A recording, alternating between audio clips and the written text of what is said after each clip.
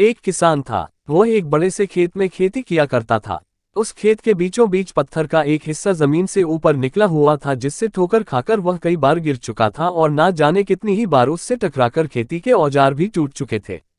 रोजाना की तरह आज भी वह सुबह सुबह खेती करने पहुंचा, पर जो सालों से होता आ रहा था एक वही हुआ। एक बार फिर किसान का हल पत्थर से टकराकर टूट गया। किसान बिल्कुल क्रोधित हो उठा और उसने मन ही मन सोचा कि आज जो भी हो जाए वह इस चट्टान को जमीन से निकालकर इस खेत के बाहर फेंक देगा। वह तुरंत भागा और गांव से 4-5 लोगों को बुला लाया और सभी को लेकर वह उस पत्थर के पास पहुंचा। मित्रों, किसान बोला, ये देखो, जमीन से निकले चट्टान के इस हिस्से ने मेरा बहुत नुकसान किया है और आज हम सभी को मिलकर इसे जड़ से निकालना है और खेत के बाहर फेंक देना है। और ऐसा कहते ही वह फावड़े से पत्थर के किनार वार करने लगा। पर ये क्या, अभी उसने 1-2 बार ही मारा था कि पूरा का पूरा पत्थर जमीन से बाहर निकल आया।